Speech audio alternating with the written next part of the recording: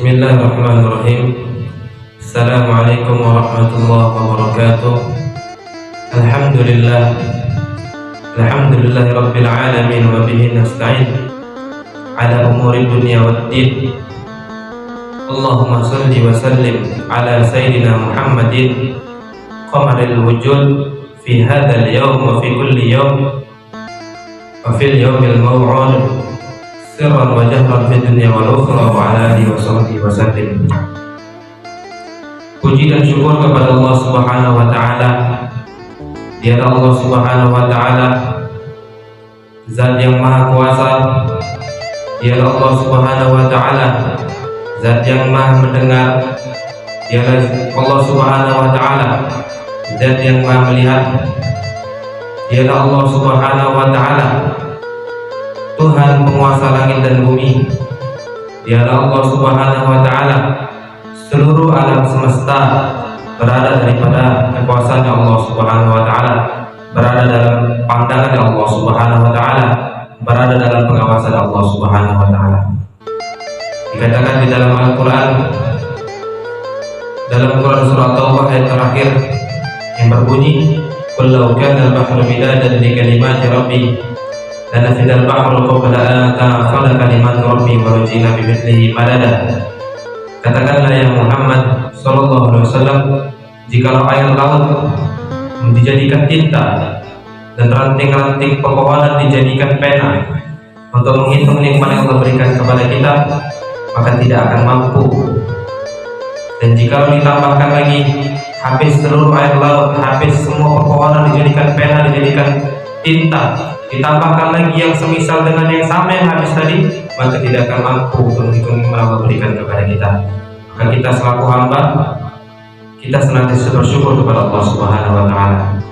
Salawat dan salam kepada Rasulullah sallallahu alaihi wasallam, makhluk yang teragung, makhluk yang mulia, itu baginda Rasulullah SAW. Maka kita khususnya memperbanyak salawat kepada beliau, karena tidak lain dan tidak bukan kedekatan kita kepada Nabi Muhammad SAW atas kadar banyaknya salawat kita kepada Rasulullah SAW. Al-Fakir pada kesempatan ini mau menyampaikan satu hadis daripada hadis Rasulullah SAW dari Abu Hurairah radhiyallahu anhu. Rasulullah SAW bersabda, ada 7 golongan yang mendapat naungan daripada Allah Subhanahu wa taala, yang mana pada hari itu tidak ada naungan, tidak ada perlindungan daripada Allah Subhanahu wa taala. Ada 7 golongan. Yang pertama, al-imamul adil. Yang kedua, warajulun nasa fi ibadatillah. Yang ketiga, warajulun qalbuhu mu'allaqun fil masajid. Yang keempat, warajulani tahabba fillah ijtama alaihi wa tafarraqa alaihi. Yang kelima, warajulun da'ahu imra'atun la tumansibin wa jamalin faqala ya Allah. Yang keenam, warajulun tasaddaqa bi sadaqatin fa akhfa hatta la ta'lama ma ashimaluhu ma tawfiqu yaminuh. Yang ketujuh, warajulun dzakarallaha khaliyan fa ainah. Jadi 7 golongan ini yang akan mendapat naungan daripada Allah Subhanahu wa taala. Yang pertama saya sebutkan al-imamul adil, pemimpin yang adil, yang dia menegakkan keadilan, yang dia tahu mana hak-hak, mana batil-batil. Jangan sampai dia hak jadi hak, batil jadi betul. Pemimpin yang adil, maka kelak akan mendapatkan naungan daripada Allah Subhanahu wa taala. Yang kedua, warajul nasa fi ibadatillah, dan pemuda yang tumbuh besar untuk dalam keibadah kepada Allah Subhanahu wa taala. Dia beribadah kepada Allah Subhanahu wa taala. Maka pesan untuk pemuda-pemuda, jadilah kita pemuda-pemuda daripada baginda Nabi besar Muhammad SAW. Kita korbankan jiwa, diri, raga, nyawa kita untuk daripada baginda Nabi besar Muhammad SAW. Jangan kita berkorban untuk hal yang lain, untuk balap-balapan, untuk berkelahi, untuk kepentingan dunia apapun. Dan jangan sampai kita jadi pemuda seperti itu. Yang ketiga, wa rajulun qalbuhu mu'allaqun fil masajid, dan laki-laki pemuda yang hatinya terikat daripada masjid.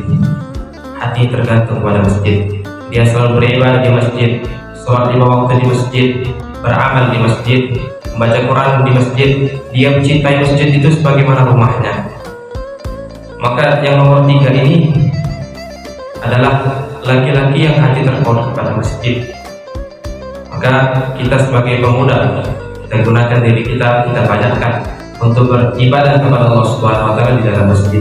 Bahkan sholat sendiri kita di rumah itu mendapat satu fadilah, sedangkan kita sholat di masjid berjamaah kita mendapatkan 27 derajat.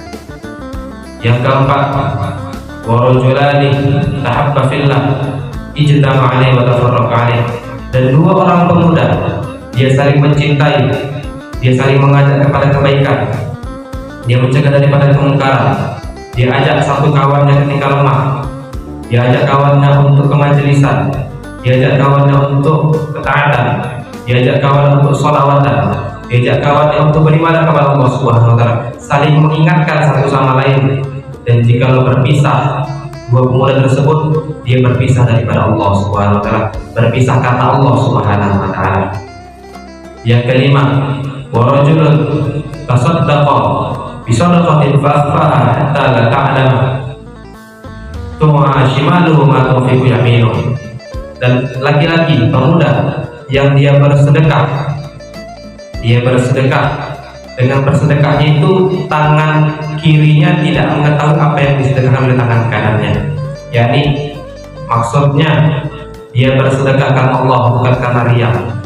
Sekarang orang banyak bersedekah biar nampak dirinya kaya dermawan, rajin bersedekah, dia capek, dia riya, maka orang yang ini tidak akan mendapat amal daripada Allah Subhanahu wa taala. Maka jadilah kita orang ketika kita bersedekah, kita hilangkan sifat-sifat kiri, apa itu riya, ujub, ingin dipuji, membanggakan sedekah tersebut. Maka lebih baik kita diam-diam saja.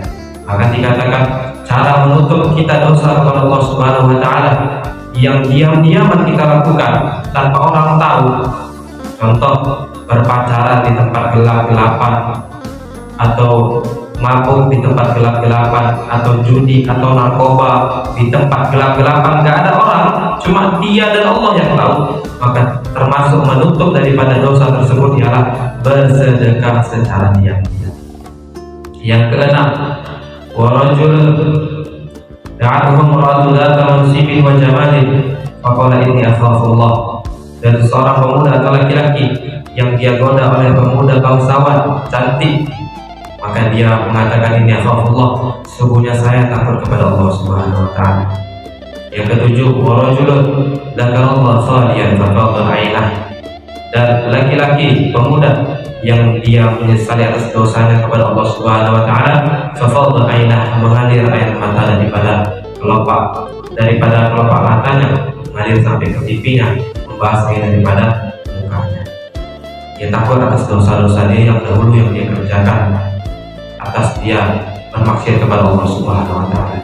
Jadi itulah 7 pemuda yang mendapat naungan daripada Allah Subhanahu wa taala. Yang pertama, imam yang adil, yang kedua, pemuda yang rajin beribadah, yang ketiga, pemuda atau laki-laki yang hati terpaut kepada masjid, yang keempat, 2 pemuda saling berjumpa, berpisah, menasihati di jalan Allah Subhanahu wa taala karena Allah Subhanahu wa taala.